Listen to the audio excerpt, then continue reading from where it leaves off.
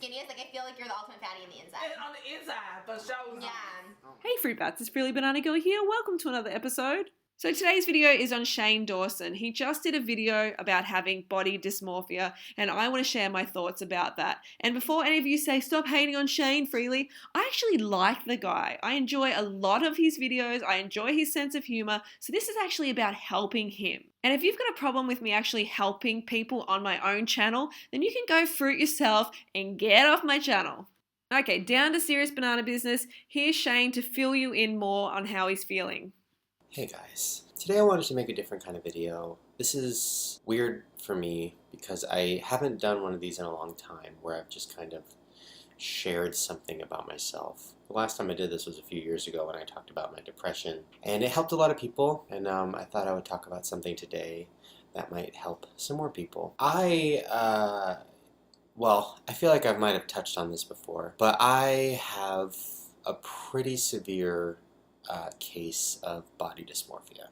I look in the mirror and I see a huge person. I see me in a fat suit, basically, and it's been like that ever since I lost weight when I was 18. I lost, I don't know, like between 150 and 200 pounds, and you know, when I lost all that weight, I thought, oh, this is perfect. Once I hit my goal weight, I'll be happy, and I'll take my shirt off at the beach, and I'll, you know, be just like all those people on those tampon commercials. They're always running around happy wearing white. That's how I thought I was going to be. And that didn't happen. I lost all the weight, and I was more depressed when I lost the weight than I had ever been. So as you can hear, Shane is going through some challenging times at the moment. And if you're wondering what body dysmorphia is, it's classified as a psychological disorder in which a person becomes obsessed with imaginary defects in their appearance. So Shane has obviously been through a lot with his body, as he said, and I can totally relate to that feeling of, you know, thinking that I'm bigger than I actually am, looking in the mirror and thinking there's a bigger person than there actually is. And I used to feel this all the time, and I'm sure a lot of you out there also have felt this or feel this currently. And it definitely, you know, negatively impacts on our psychological state. One thing that is important to note is that if we lose the weight through calorie restriction, through carbohydrate restriction, through crash dieting, then we are not going to, you know, feel our best at the end of that. Even if we've lost all this weight, we're still not going to feel, you know, totally energized because we don't have enough carbohydrates, we don't have enough calories in general, and we're always going to be dieting to keep the weight off. So in the next clip, you'll hear Shane talk about yo-yoing weight and about, you know, going on cleanses and diets and binging and not, and all this sort of yo-yoing that is experienced if we go on crash diets, if we lose the weight through crash dieting and calorie restriction. And over the course of, you know, from then until now, or up in maybe 6 months ago, I was literally just yo-yoing, gaining 10 pounds, losing 10 pounds, gaining 10 pounds, losing 10 pounds, doing a juice cleanse, stop doing a juice cleanse, eating chocolate, no more chocolate. And you guys have seen in my vlogs, I mean, I talk about food a lot, I talk about going to the gym a lot, and I'm tired. I'm so tired. I'm so tired of caring, and I'm so tired of I'm just tired. Shane, I can totally relate because as long as I can remember, up until 8 years ago, I was on crash diets all the time. My weight was going up and down. I was binging. I was starving myself. I was purging. And it is tiring. It is exhausting, mentally and physically exhausting.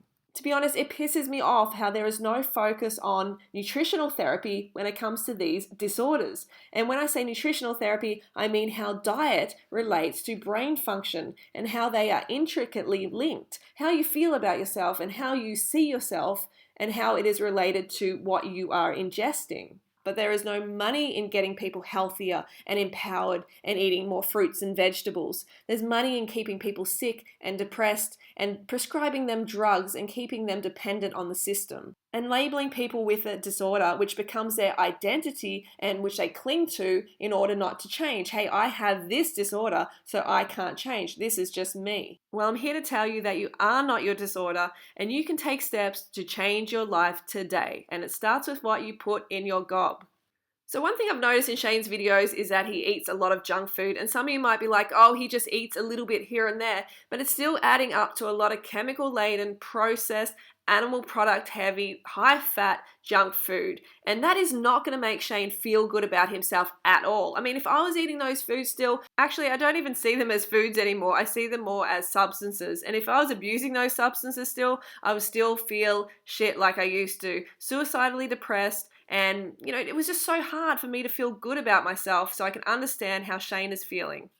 This junk food stuffs with your brain chemistry and brain function. I don't care what your therapist says, your diet is the most important factor in determining your psychological state. To make matters even worse, Shane would have to compensate for those junk food days by under-eating in other meals, by restricting his calories on other days, which means restricting his carbohydrate intake, and that means he won't be getting enough glucose to his brain in order for it to function correctly, in order for it to produce enough serotonin for him to feel good about himself. Reducing the amount of carbohydrates in your diet is like reducing the amount of air in your bike tires. It's like taking out the air of your bike tires and then riding your bike up a hill. That shit is hard. Life becomes super hard. So do I think that carbohydrates are the answer to all the world's problems? No, I don't. But when it comes to the human brain, they are essential. In a healthy state, the human brain runs exclusively off glucose. So if we're not getting enough glucose to our brain, then of course we will experience pain in the form of emotional disturbance, psychological issues, self-esteem issues, and much more. So you can see how important they are to the function of the brain. So the interesting thing is antidepressant medication is designed to make serotonin more active in the brain. And carbohydrates, they do that naturally. They naturally raise serotonin levels and act like a natural tranquilizer. So your brain cells require twice as much energy, twice as much fuel as other cells in your body. The brain's always thinking, always processing, so it's chewing through a lot of glucose. So Shane, keep that in mind next time you feel bad about yourself. Ask yourself, did you get enough carbohydrates? Did you get enough clean glucose to your cells during that day or even the days before? Did you drink enough water? Did you get enough sleep? Did you get off the computer and exercise?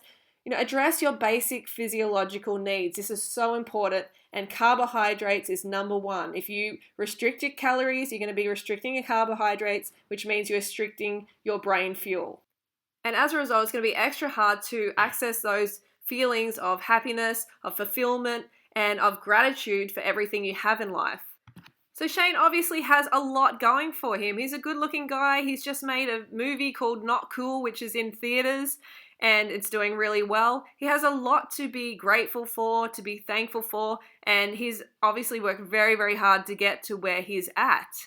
And this means his glucose requirement is going to be huge. The guy uses his brain all the time. He is a hard worker. So Shane, you have to pay attention to your carbohydrate intake. You need to try a high-carb, low-fat, vegan diet. It's going to make such a difference to the way your brain functions, to how you feel about yourself when you look in the mirror. And you're only going to know this if you try it and you do it correctly and you do it long enough to experience the positivity that I'm experiencing myself and that many, many other people are experiencing as well.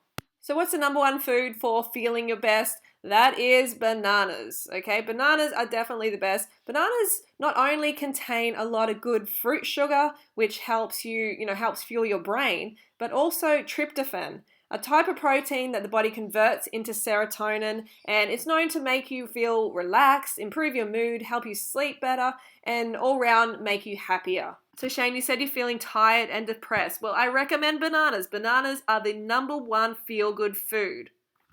Shane, you have created a lot of awesome things in your life, and one big thing you need now is a healthy, clean lifestyle consistently that will fuel your brain correctly so you can actually appreciate all those awesome things in your life fully and instead focus on what is truly important in life. And that's being happy and healthy and having an attitude of gratitude. Be grateful that you have food and internet and clothing. There are 2 billion children in the world, and 1 billion are in poverty. Every second child. As you enjoy a nice warm shower, 43% of the world lives without basic sanitation. You think carrying extra weight is tough? Try living on less than $2 a day. More than half the world does. While you spend your precious time during the day focusing on and complaining about your weight, 20,000 children died.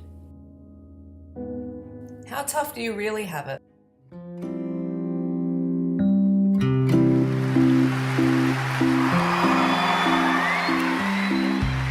How you guys doing? good. Well, guys, I was born this way, and there's no medical reason why that happened.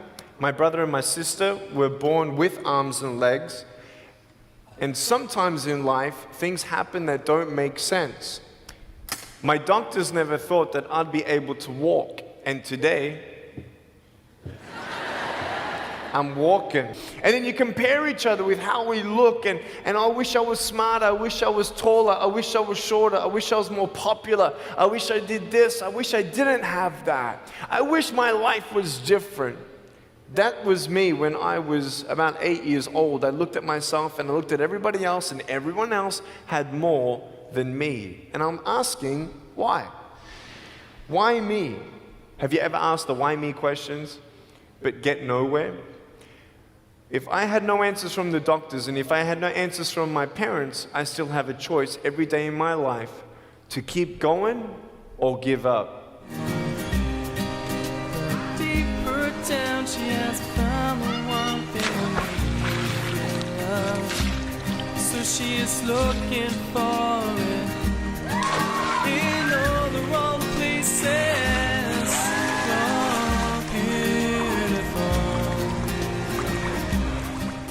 Even the worst part of your life can come together for the good. 4 years ago, I met a little boy with no arms and no legs. And the doctors told his parents, we don't know why he was born that way. And we don't think he's gonna walk. Then his doctor saw me and says, oh, he's gonna walk.